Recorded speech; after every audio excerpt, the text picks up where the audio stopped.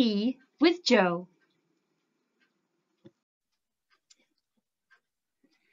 Hello, and welcome to this 7th episode of F.E. with Joe, Fire Education with me, Joanna. This month, we need to talk about Jenny. It's because in this new year of continued lockdowns and losses, we need to be reminded of the importance of our work, how effective we can be, and exactly what it is our children and teenagers need from us. I first had the extraordinary pleasure and privilege of working with Jenny Lee almost 10 years ago, but she remains a powerful influence on my practice. She is a whole chapter in my book, and in 2017, she wowed a conference audience to stunned silence as she talked about her reasons for setting fires and what helped her to stop. The video I'm sharing is the interview she undertook in the conference with me those 4 years ago, yet her voice remains as powerful, as impactful, and as important as ever it was. I very much hope you will learn and feel humbled by Jenny as much as I do.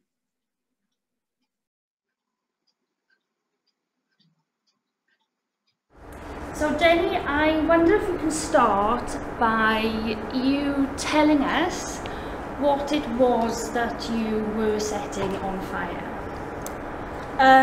Well, I was setting fire to... Firstly, I was setting fire to very thin, fine paper, and then it gradually went to heavier things like my old dolls and clippers for clothes to hang up to dry and stuff like that. Lots of paper, a lot of paper, and once I set fire to one of my books. One thing I set fire to, which I actually didn't really think of the risks with, was a lot of newspaper that was stuffed up the fireplace at my house. But it was very thin, old newspaper, very, very old newspaper. It's interesting that you say that the newspapers in particular you didn't think about the risk of. Mm-hmm. Were there other things that you set on fire where you did think of a risk? A lot of it I thought of the risks. Everything I ever set fire to, minus that one, was a risk that I thought of and always tried to be cautious of. So when I set fire to one of my dolls, I actually had water with me. I had water with me with everything, but that was one where I was quite scared. So I had water with me, and I was in the I was in the bathroom. I was in the bathroom when I set fire to the doll, and I moved to the kitchen. Do you remember what you were scared of? With my doll, I think I was scared because it was plastic, and I had never set fire to plastic before. And I think because not only was it plastic, but the hair on the doll, I don't know what the material is used for that, but I didn't know if it could go up fast or if it would just sizzle or anything like that. So yeah, I took precaution with it. Are you able to remember how long you've been setting fires, or what age do you think you first set a fire? 9. I set fire to thin paper when I was 9. That's when I started. Okay. And then 9 and us working together at 12. Mm-hmm. Thinking of what David said this morning around you're not setting fires every day. Was it quite frequent? When you say often it was paper, is it something that you did regularly over those 3 years? I think for a short period of time it was regular. I was getting bullied at school, and I was quite alone at home, so it was nearly every day that I would set fire to paper. And then it was every day that I set fire to paper for a lot of year 7. Yeah. there's a big debate in practice with children and young people and adults about if you should ever ask the why question.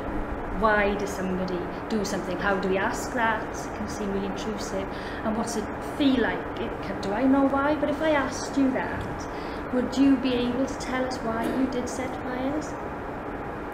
Maybe not all the reasons, but the reasons I was aware of I could answer. I was angry for some of it, and I was very sad for all of it. Obviously being young and being home alone in the dark a lot of the time, it can make you very scared and very alone. So to deal with the darkness and the feelings of it all, fire was how I dealt with it. And a lot of people would deal with it in other ways, like reading books, or maybe worse than fire. And fire was the first thing I thought of, and it was the thing that stuck with me out of any other option. So yeah, I think the feeling of being alone was a lot of the reason why. And very scared, definitely scared. Are you able to say what you were scared of? Well, where I used to live was where a lot of my bullies used to live. And I was friends with not very good people, and they were in walking distance. In fact, I could probably stand out on the balcony where I used to live and actually shout and be able to hear a response from them. So even though we were friends, they were bullies, but they had this mask that I couldn't see past at the time. But I think a part of me was aware that they weren't good, especially when they actually encouraged the fire. So that was what was scaring me, because I didn't know what their influence was over me. I couldn't figure that out at that age. So that was why I was scared. And then also, I was aware of what I was doing, and I think I was very much scared of myself, because obviously, like we all know here, fire is actually out of anyone's control. So even though I was aware of the precautions, even though I took as many precautions as I could, I wasn't aware of what could actually happen if I had lost that little bit of control I did have. So, how did fire help you feel less scared? It was, I think, maybe because, like David said, it's a weapon. And maybe for me, in my head at the time, I kind of thought of it as a weapon to help me, protect me. But then it was also my way of bringing a little bit of light into my house. It was a bit of comfort for me, because even now I'm very fascinated with fire. I'm very fascinated with the way it moves, the colour, the change of colour, the maybe lack of colour. That was, I forgot the question. How did it help you feel less scared? You said it did bring light, and you were fascinated with the... Yeah, that's what made me less scared of it. So, yeah, I felt strangely safe in the fire. Not that that's encouragement. I just felt safe. I remember very clearly the fire that led to the referral to the team, and why I was so concerned about you. And I wonder if you can remember that one fire that you did, or the papers that you set on fire. When I would set fire to little papers on the balcony. Though I don't think there was one in particular piece of paper. Maybe it was a piece of paper that was bigger than the other pieces of paper that I usually would. But I would set fire to little bits of paper and then when it would get to a little further than halfway through the paper, I would throw it over the balcony. And someone saw that and called. And I think it was most likely when I started getting bigger with the pieces of paper, still making sure it would always go a little bit further than half to make sure it actually never reached anyone or caught anything before it actually landed on anything. But the bigger pieces of paper would have caught someone's eye. And was that your intention, for somebody to see? Yeah. I didn't, obviously, like I said, I didn't like the risk and how far I was going with setting fire to things. And I think when I started going onto the balcony, there was a building opposite me, and there was buildings on each side of the roads, and I wanted someone to see, because I didn't like that it was getting out of control, and I didn't like that Mum didn't know. Well, she knew, but wasn't doing anything, and I didn't like that I was too scared to tell Mum to do anything, or anyone at school, or ask for help from anyone. So I wanted someone to help me. I wanted someone to see it and think no adult would throw paper over a balcony, not unless there was a clear reason to. So why is that? Who is that? Who is that? Why is that? And I'm really glad you mentioned your mother and this desire for help, because I do know that your mother tried to stop you from setting fires by taking you to a local fire station, and there a firefighter spoke with you about what you were doing. That didn't stop the fire setting, and I'm really curious, I'm sure other people will be, to know why didn't that work for you? Because in a way it made me a little angry when she did that, because that's a hard question. It's if it's too hard, it's okay. Is it too hard? No. The people there had, as Mum says, a stern word with me. They spoke to me about the risks, about why you shouldn't, and things like that. And then they let me see the lights and the fire truck and all of that. And like the gentleman said earlier, it was a reward. It felt like a reward.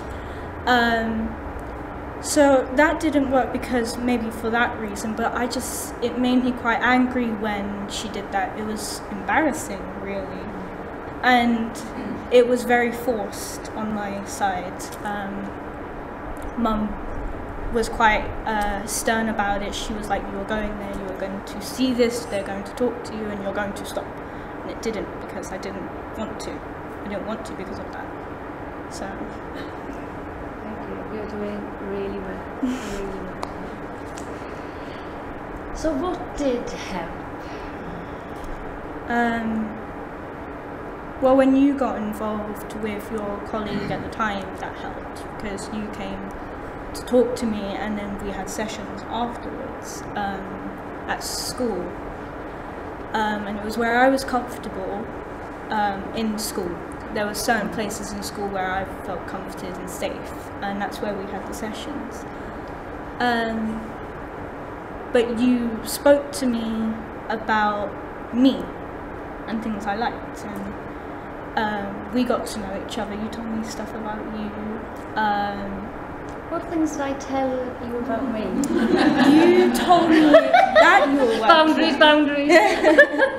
You told me you liked fruits, if I remember. You said you liked fruits, and we spoke about fruits that I liked and you liked, and we came to agreement that passion fruit is the best.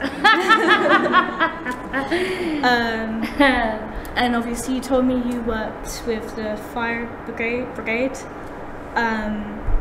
You told me you liked reading, because when you came to my house, you came into my room and you saw that I was reading the Scarecrow or something like that. I can't remember. Yeah, I remember that because I was actually copying the words from the book into a piece of paper, trying to claim that as my own. That's why I remember it. I wrote this book. And yeah, we spoke about books and stuff like that. We also spoke about fairies. About what, sorry? Fairies, because when I was really, really young, I liked fairy books and stuff like that, especially the Red Fairy. And that was something I mentioned to you, and we spoke about that. And you said, oh, fairies is this and this and that. So I remember that. It was a very brief conversation, but I remember that. So. And what did David say earlier about the things that people remember and then think, what do I know about fairies? But also how interesting, when you said you told me stuff about yourself, and I'm thinking, oh, but I'm really boundaried. And yet, what was it that actually was from the fire brigade? Mm-hmm. And isn't that quite basic and a minimum level of respect we should show anybody we work with? This is who I am, this is what I'm going to do, mm-hmm. This is where I'm from. So, wow, that's quite incredible to hear that is something you thought was personal, when I think everybody in the room does that, or I would hope does it, yet the power to hear you say that felt personal. Yeah, well, because when young people have therapy or anything like that, for the few people that do, I think they assume that the kid knows they are in therapy session, so they don't need to announce that, and it's kind of, it was intimidating for me, but you were one of the few people who spoke to me that did actually, so that stuck with me. And I think, again, we can all be guilty of that, because, oh, I know what I'm doing, I know who I am, but when we come to someone's house or they come to a session, how many, the 9th professional? So I think that's a really powerful reminder for all of us, Jenny, thank you, that, yeah, who are we when we rock up with all our authority and our uniforms and our positions of power because we're adults. Yeah. So what we have behind us is we're going to see some examples of the work that Jenny did in the sessions, and you see how creative she is. What's on the flip chart is the end piece of work that Jenny created. So we worked together for a significant amount of time. It was a time of massive change in Jenny's life, which again is why I felt very privileged to be with her and her family members at that time. So Jenny was moving from living with her mother to living with her aunt, so staying within the family but a different home environment, and in conversation with the social worker, the psychotherapist, the child protection officer from school, it was felt that, right, who stays working with Jenny, who needs to step away as the 9th professional. So there is good and bad in every profession, but I often think that the social worker I learned a lot from when I worked with her and Jenny, that woman was truly life-saving. I don't know how anybody works in social work, child protection. When do we hear the good stories? That woman is the reason why Jenny is sat here today, along of course with her grandmother and other people who support her. So I worked with Jenny for a long time, and as you've heard, the first was a home visit, so really interesting, the conversation we've had already. It didn't feel a safe space to carry on the work, not for my safety, but is this somewhere where Jenny will talk, will be creative? So the school again were marvellous and facilitated the session, so that was our neutral place. It wasn't the fire station, and so we always had a private room when we met, and we did a lot of creative work. Those of you that have worked with me know I always have an emphasis on creativity. We communicate in more than one way, not just words.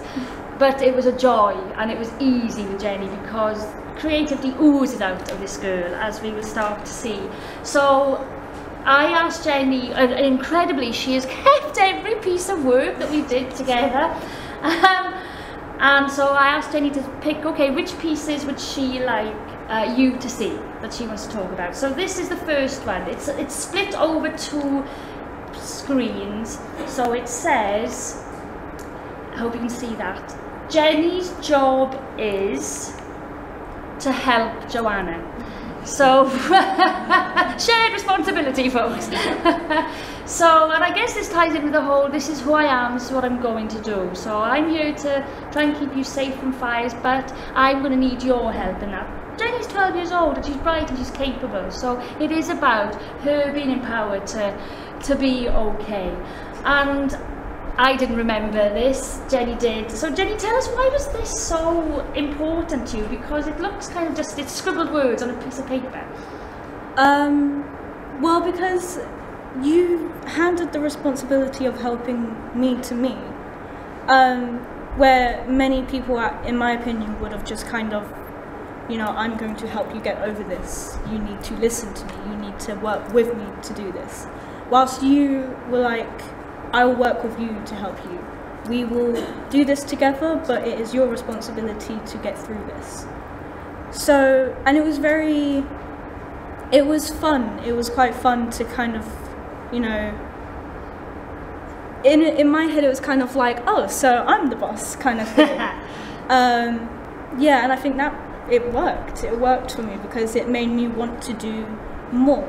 It made me want to kind of figure out the solution, and you were there to help me, so yeah. Oh, excuse me. Tell us about this. It's a very This old is not obvious drawing. fire safety message there.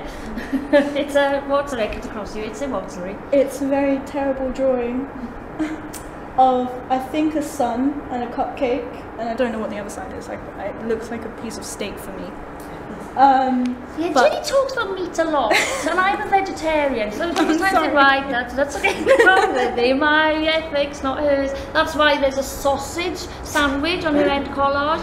She said to me, you're a vegetarian, I'm never going to do well. It's like, wow, go girl, that's the kind of strength of character we want. So yeah, I'm sure it was probably a plate of steak. And food does run through our work, which is probably more my influence than Jenny's. And I think it looks almost like a ham joint as well.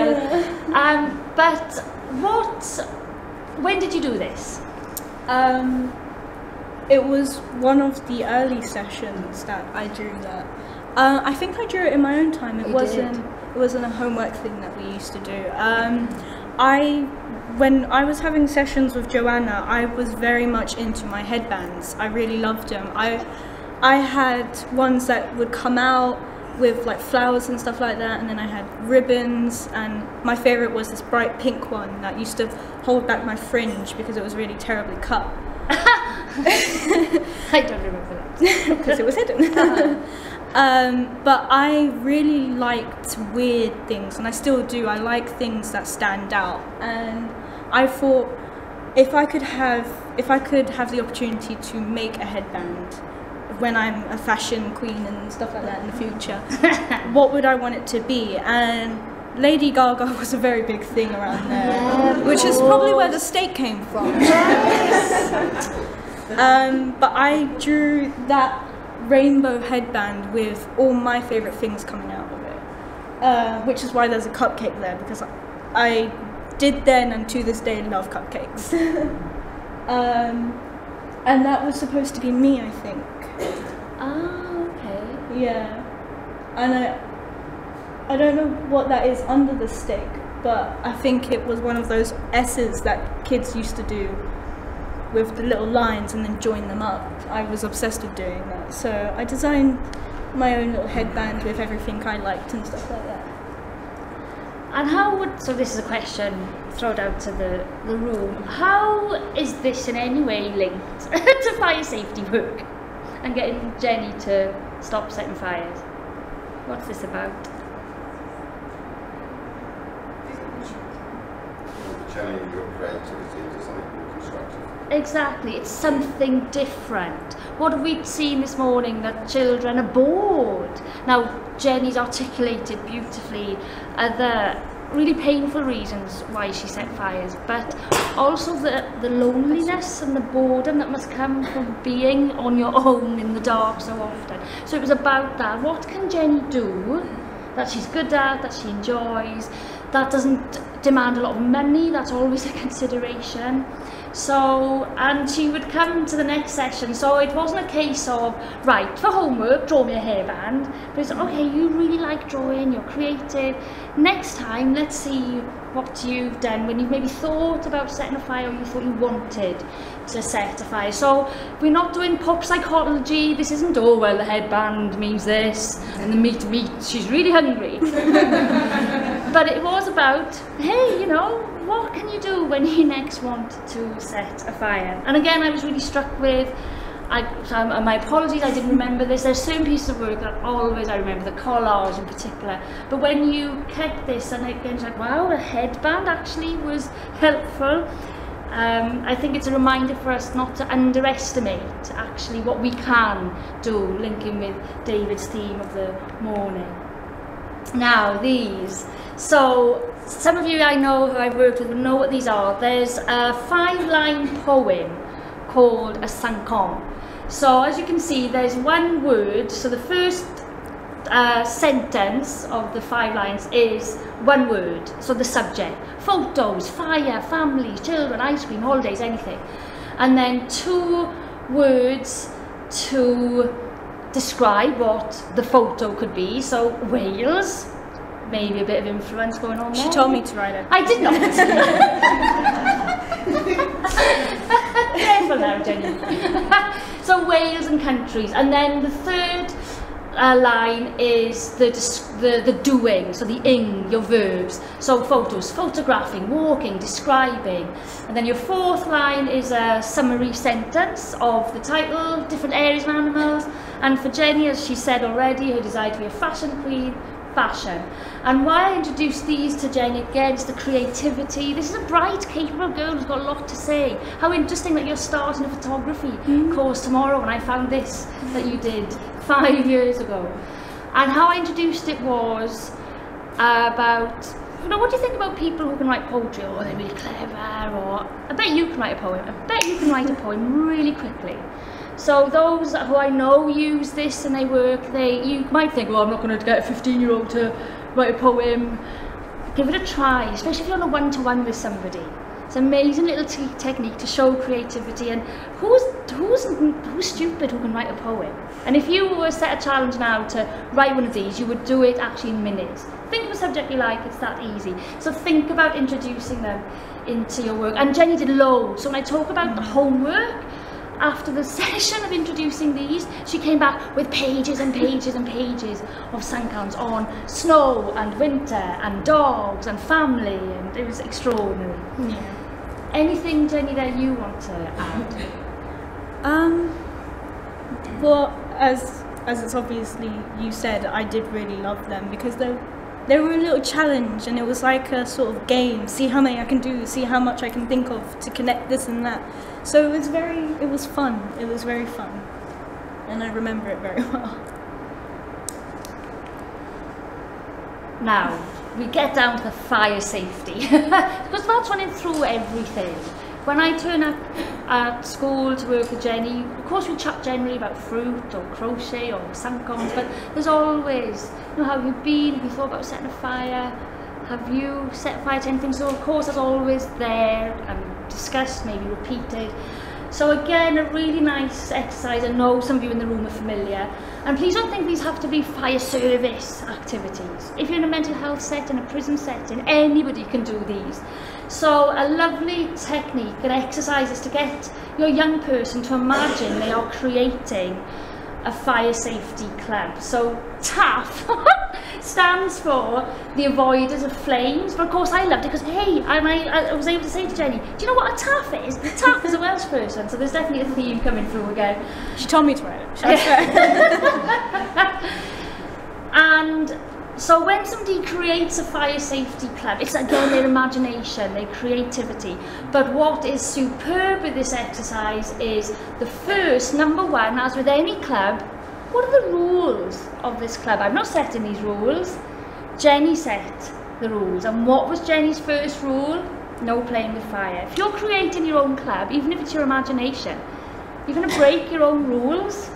So a simple again, paper-based activity that allows for creativity, and then it grows. So who's allowed to join the club? And again, these are Jenny's rules. You can't join unless it's a birthday. You can't talk about the club if you're not a TAF club member, and you have to take the oath before you join the club, and the oath was never to set a fire. And it was a huge piece of work. So Jenny, tell us what else was involved in the creation of the club. Well, we had punishments for the club, but we didn't, we made very quick punishments, like you get kicked out if you do set fire to things, but sorry, just to clarify that, just in case somebody's thinking I'm going, but you're punished now, Jenny. So if in a club you are a member and you break a rule, there is a sanction, there is a consequence, there is a punishment. And again, it was Jenny's decision. Okay, if somebody does break the rules, what happens? So all the time it's come from Jenny or whoever you're working with, but always interesting to hear how a young person punishes. And you'll find some young people are really punitive because that's all they know. There's nothing restorative, there's nothing nurturing, you do wrong, and then we wonder why they're setting fires and kicking others and all the rest of it. So I just want to clarify that. Yeah, so yeah, you're right, there is the consequence part of it, absolutely. And it'd be, if it wasn't kicked out of the club, it would be little things like hold your breath for 30 seconds or something like that. Yeah, it was kind of like, thinking, could I hold my breath for 30 seconds? But I'm not going to challenge that because these are Jenny's rules, it's her club. Yeah, if there's something really quite dangerous, I might say, gosh, that sounds quite tough. Yeah. Have you ever had that happen to you? And again, that's not to play pop psychology, but if somebody does write down something quite that makes you go, ooh, that's our cue to say, tell me a bit about what happens when rules are broken at home or wherever you want to take it, of course, wherever the young person wants to go. What else was in the club? Can you remember? There was, if I'm remembering this correctly, there was the weekly chant or something like that, where you and me came up with a chant or something, whereas like we don't set fire, this and that. I can't remember the chant, but I think I remember a chant or something like that, a song, maybe a poem or something like that. I remember we had a weekly thing that we had to do in the club or something like that. And this is where you can take the club. So is there a uniform? How often do you meet? Is there a logo? Is there an anthem? Is there a flag? It can go anywhere. And there's no limit here other than the child's imagination. And usually they're actually quite limitless. Once they have the permission that this is okay to say to Gaynor and others, well, actually in the club, yeah, hold your breath for 30 seconds if you break the rules.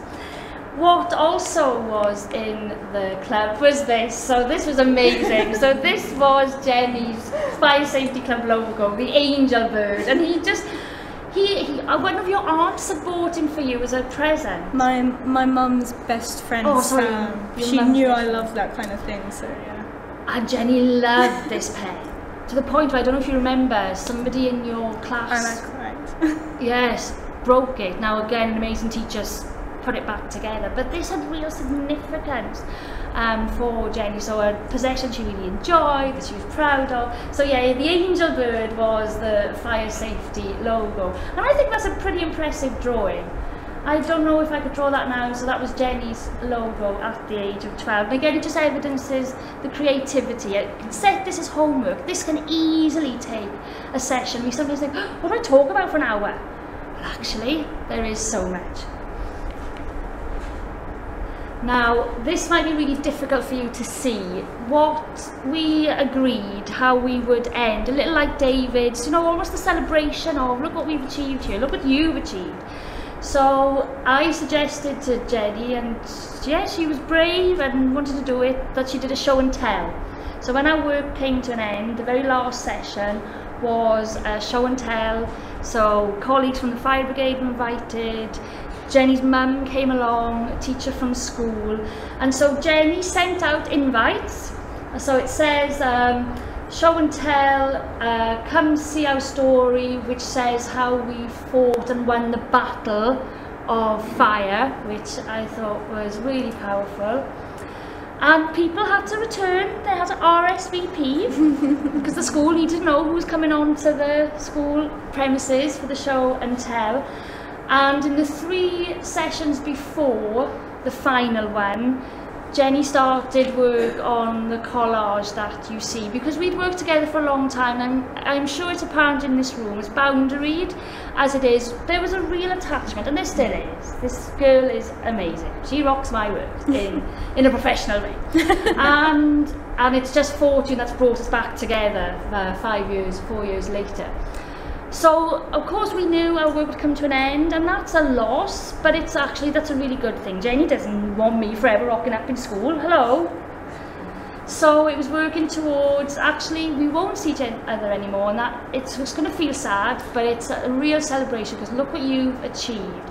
So Jenny started working on this beautiful collage, which is basically built around the story of the Wizard of Oz. So that's her yellow brick road. And the start of it is red because that's when there were fires. So please, in the break time at the end of the day, go up and look and see what Jenny has written. The footsteps that travel along, and as we start to have less fires, it becomes orange, then it becomes yellow and blue and black with no fires.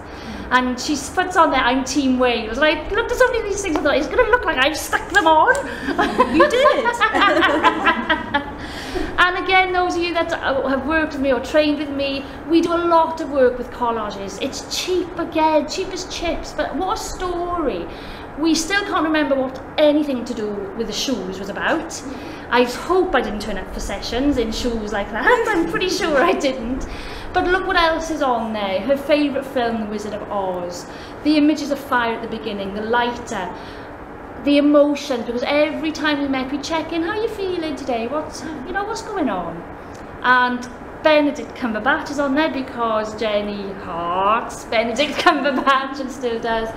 So it's her story. So Jenny, anything there you want to add?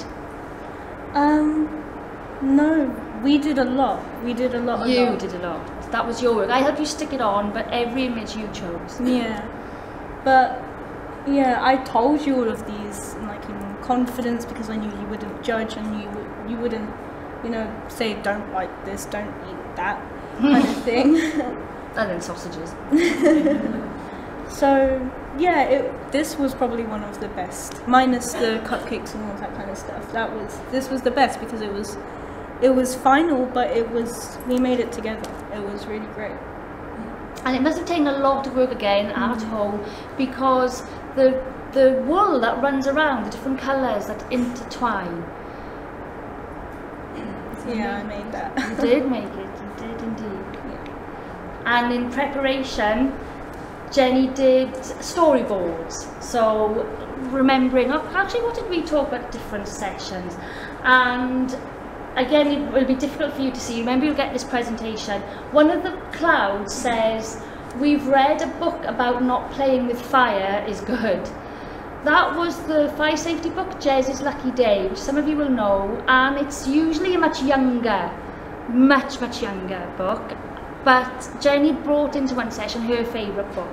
And I just thought, and I acknowledged, I said to Jenny, look, I'm going to bring a book next time which you read, it's way too easy in terms of the words, but I've had a sense that emotionally Jenny would really connect to that story. And again, it's given a bit of myself because it's set in Wales. It's a superb fire safety book, all bias aside.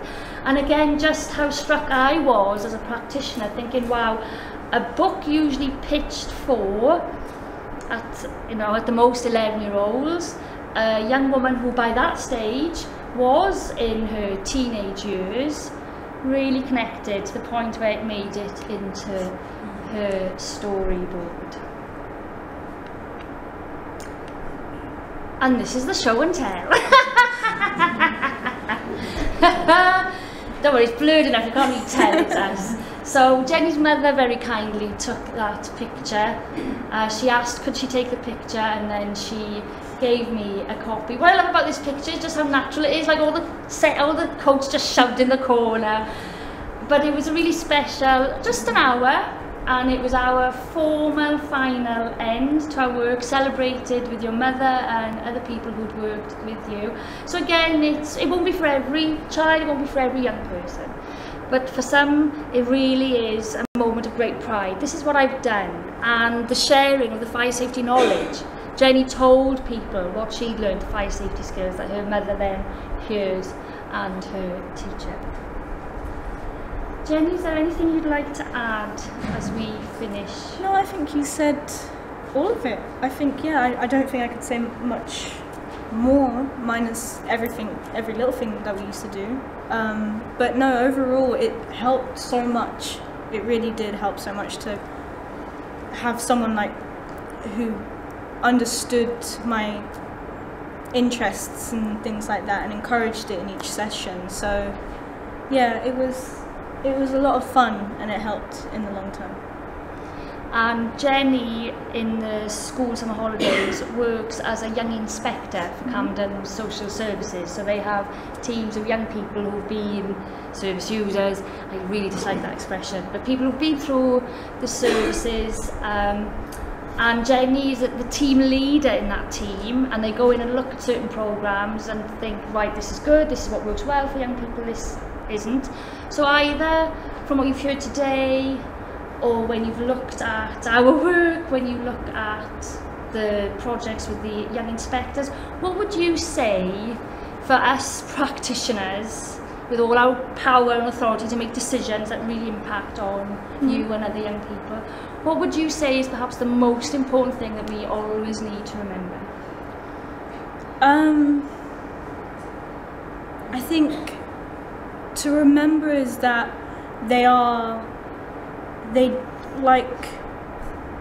I can't even think of one, there's so many.